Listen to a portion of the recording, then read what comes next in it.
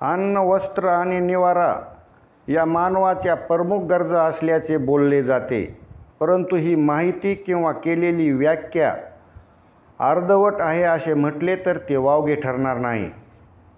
नमस्कार, मी केशव मुंडे आणि आपण पाहत आहात वेगवान मराठी न्यूज नेटवर्क. दिनांक 31 ऑक्टोबर रोजी बीड जिल्ह्यातील तळेगाव येथे असहाय्य तरुणींच्या मजबुरीचा फायदा उचलत अमानवी देह विक्रीचा वेश्या व्यवसाय चालवण्यात येत असल्याची माहिती बीडच्या AHTU पथकाच्या धाडसी पोलीस उपनिरीक्षक श्रीमती पल्लवी जाधव यांना गुप्तहेरांकडून प्राप्त झाली.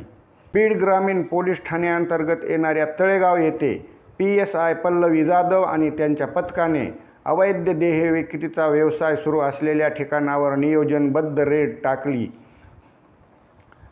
AHTU पथकातील एका पोलीस कर्मचाऱ्यास डम्मी गिराईक बनवून हा धंदा चालवणाऱ्या आंटीकडे पाठवण्यात आले असता त्या ठिकाणी वेश्या व्यवसाय सुरू असल्याची खात्री डम्मी गिराईक बनवून गेलेल्या पोलीस कर्मचाऱ्यांना झाली. घटनास्थळी असलेल्या आंटीकडून एका व्यक्तीला तरुणासोबत संभोग करण्यासाठी 1000 रुपयाची मागणी केली आणि त्यानुसार व्यवहार ठरला व गिराईक बनवून गेलेल्या पोलिसाने आंटीकडे 1000 रुपये सुपूर्द केले. आंटीकडून रक्कम स्वीकारताच पोलीस पथकाने छापा टाकून आंटीला ताब्यात घेऊन चौकशी सुरू केली असता ताब्यात घेतलेल्या महिलेने ती राहणार महाकुंडे वस्ती तालुका जिल्हा बीड येथील रहिवासी असून माया अरुण कांबळे वय 38 असल्याची माहिती दिली. याच बरोबर घटनास्थळी वेश्या व्यवसायासाठी बाहेर जिल्ह्यातील आणलेल्या 2 तरुणी आढळून आल्या. पोलीस कारवाईमुळे घाबरलेल्या तरुणींची पथकाने चौकशी केली असता माया कांबळे आणि तिचा सहकारी सुरेश नवनाथ भोसले हे दोघे बाहेर जिल्ह्यातील तरुणींना आणून त्यांच्याकडून वेश्या व्यवसाय करून घेण्याचा धंदा करत असल्याचा पंचासमक्ष त्यांनी साक्ष दिली.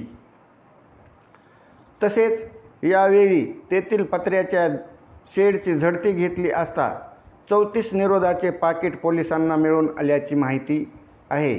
सदर तरुणींच्या शरीराचे शोषण करण्याच्या उद्देशाने बोलावले म्हणून कांबळे आंटी आणि भोसले नामक दलाल व्यक्तीविरुद्ध अनैतिक मानवी व्यापार प्रतिबंध कायदा 1956 अंतर्गत कलम 3, 4, 5, 6 व कलम 3/5 भारतीय न्याय संहिताप्रमाणे गुन्हा दाखल करण्यात आला आहे.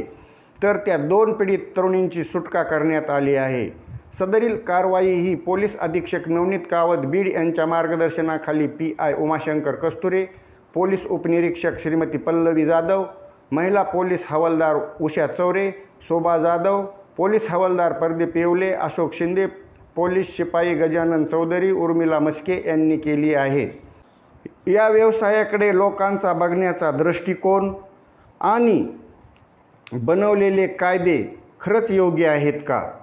देशात होणाऱ्या एकूण गुन्हेगारींपैकी बहुतांश गुन्हे हे सेक्स संबंधित असतात.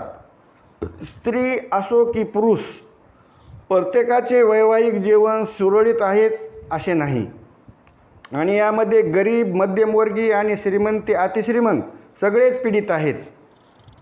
बदलत्या काळानुसार गरज आहे यावर योग्य उपाय शोधण्याची आणि सेक्स या विषयाकडे पाहण्याचा दृष्टिकोन बदलण्याची. एक सुज्ञ नागरिक म्हणून आपणास काय वाटते हे आपण आम्हाला कमेंट्स करून सांगू शकता. जर आपण आमच्या पेजवर यूट्यूबवर नवीन असाल तर असेच नवनवीन व्हिडिओ आणि माहिती पाहण्यासाठी